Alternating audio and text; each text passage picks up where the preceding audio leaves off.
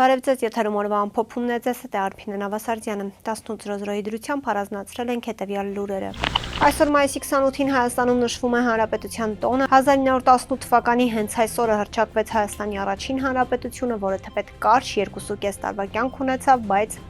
անկյունաքարային նշանակություն ունեցավ, քանի որ այս տարածաշրջանում ավելի քան 1000-ամյակ հայ ժողովուրդն անկախ պետականություն չէր ունեցել։ Երևանի Հանրապետության հրապարակում այսօր զորահանդես անցկացվեց, որը Փաշինյանի 8-ամյա կառավարման ընթացքում առաջինն էր։ Փաշինյանն իր ելույթում պնդել է, որ այսօր Հայաստանի եւ Ադրբեջանի միջև խաղաղություն է հաստատվել, իսկ այդ պայմաններում Հայաստանի բանակը թե պատերազմի, այլ խաղաղության գործոն է, որովհետեւ պաշտպանունակ եւ ուժեղ բանակ չունեցող երկիրը կարող է կայթակղիչ լինել ագրեսիայի համար։ Փաշինյանը վստահեցրել է, թե միայն 2022 թվականի հոկտեմբերից հետո, երբ ինքն Արցախը ճանաչեց Ադրբեջանի կազմում, սպառազինությունների միջազգային շուկան բացվեց Հայաստանի համար։ Այսօր ձեզ ենք ներկայացնում Հայաստանի Հանրապետության նոր բանակը, նոր սպառազինությամբ, նոր համազգեստով եւ նոր գաղափարաբանությամբ։ Այդ գաղափարաբանության առանցքը հետեւյալն է.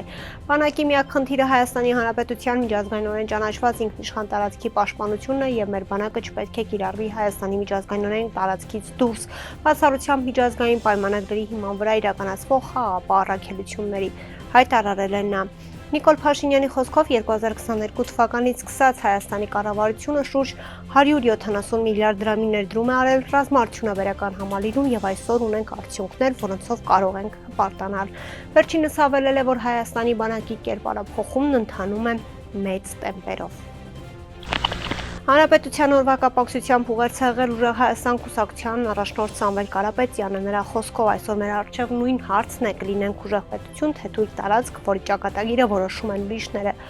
Այսօր մայիսի 28-ն է, մայիսյան հերոսամարտերում մեր հաղթանակի օրը եւ այն օրը, երբ հայ ժողովուրդը որոշեց ապրել ոչ թե ուրիշների ողորմությամբ, այլ իր պետությամբ։ 1918 թվականին Հայաստանը չուներ բանակ, չուներ ռեսուրս, չուներ տնտեսություն, բայց ուներ ամենակարևորը կամք։ Այսօր մենք խոնարհվում ենք նրանց առաջ, ովքեր կռվեցին, որպեսզի Հայաստանը գոյություն ունենա քարտեզի վրա, բայց մայիսի 28-ը միայն անցյալի մասին չէ, այն մեր այսօրվա քննությունն է։ Այսօր Երևանում անցկացվում է ռազմական շքերթ եւ իհարկե յուրաքանչյուր հայ հպարտանում է իր զինվորով, բայց մենք պարտավոր ենք ասել ճշմարտությունը, բանակը քայլերթի մասին չէ, ոչ էլ PR-ի, ասել է Կարապետյանը, ապա շարունակել. Այսօրվա իշխանությունների օրոք յուրաքանչյուր քայլ արվում է բացառապես ցուցադրության համար, Փաշինյանին չի հուզում մեր երկրի, մեր զինվորի անվտանգությունը, նրան միայն հուզում է իր աթոռը, որը նա պատրաստ է պահել ամեն գնով։ Ուժեղ բանակ չի լինում թույլ իշխանությամբ, ուժեղ բանակ չի լինում, երբ պետությունը կորցնում է արժանապատվությունը, երբ հերոսների անունները մոռացվում են, իսկ պարտությունները ներկայացվում են որպես խաղաղություն։ Ուժեղ Հայաստանի առաջնորդը շեշտել է նաև այսօր, երբ Բաքվի բանտում դեռ պահվում են հայ գերիներ միայն նրա համար, որ հայ են, մենք լռելու իրավունք չունենք։ Զորահանդեսից հետո Փաշինյանը կառավարության շենքում պատասխանեց լրագրողների հարցերի։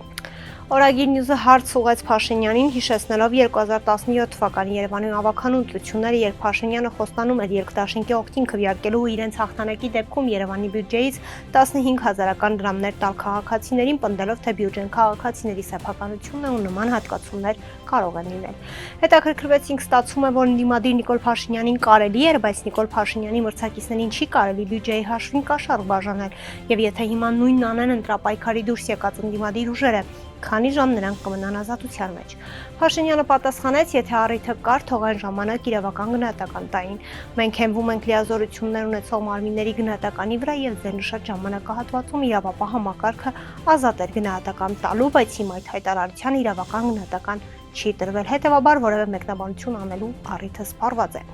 Նիկոլ Փաշինյանի նաև հարց ուղղեցինք, թե երբ է ի վերջո հրապարակելու Արցախյան 44-օրյա պատերազմում զոհված զինծառայողների ողջ ցանկը, քանի որ զինապահ հիմնադրամում առնվազն 582 զինծառայողի անուն ազգանուն բացակայում է։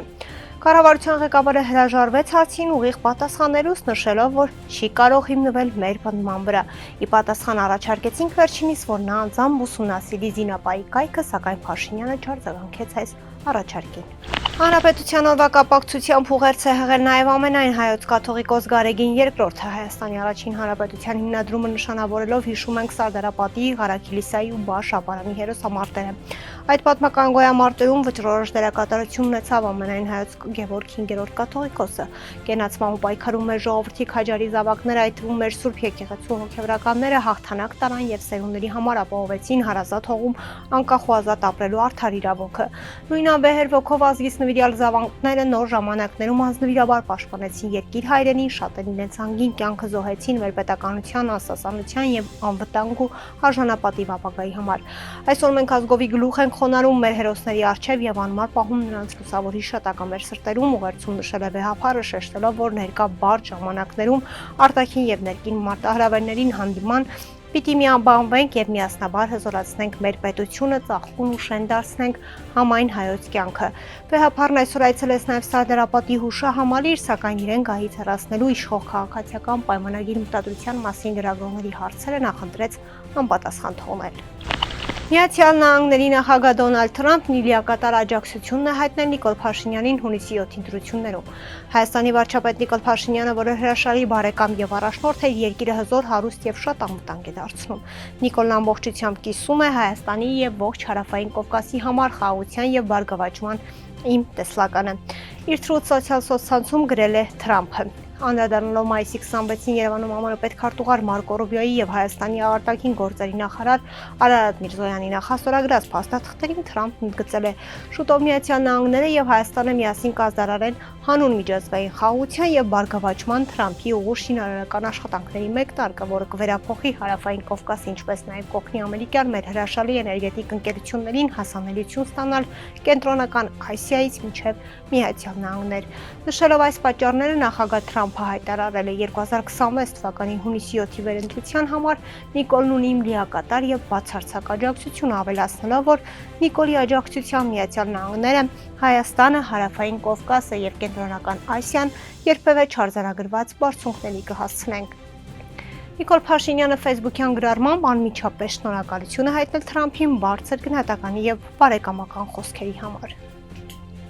Արցախի բարձրաստիճան բոլոր զինվորականները, որոնք ժամանակին Հայաստանում անհատույց գույք են ստացել, բնակարաններն ազատելու ծանուցում են ստացել։ Այս մասին ասել է արցախցի փաստաբան Ռոման Երիցյանը։ Նրա խոսքով ծանուցում ստացածներից 4-ն են իր վստահորդները, բայց խոսքը մի քանի տասնյակ զինվորականների մասին է։ Գարիկ Սաֆարյան, Արմեն Ղարամանյան, Ֆելիքս Գաբրիելյան, Վլադիկ Խաչատյան բոլորն անխտիր ստացել են ծանուցումներ, նշել է Երիցյանը։ Փաստաբանի խոսքով ծանուցագրում որևէ հիմք չի նշվում, միայն ասվում է, թե բնակարանը ժամանակին խախտումներով է հատկացվել, սակայն որևէ խախտում չի մատնանշվում։ Երիցյանն իր վստահորդների մասով դիմել է դատարան, գործողությունը ոչ իրավաչափ ճանաչելու համար սպասում է դատարանի որոշմանը։ Նա վստահ է, ցանկացած դատարան պարտավորեցնելու է ձեռնպահ մնալ նման գործողություններից։ Ավելի վաղ Երիցյանը հայտնել էր, որ բնակարանն ազատելու գործընթաց է նախաձեռնվել նաև Արցախի հանրապետության պաշտպանության նախարար Միքայել Արզումանյանի նկատմամբ, սակայն վարչական դատարանի որոշմամբ բնակարանից ազատելուն ուղղված վարչարարությունը կասեցվել է, իսկ հայցը բավարարվել բնակարանից վտարելու գործողությունը դիտարկելով ոչ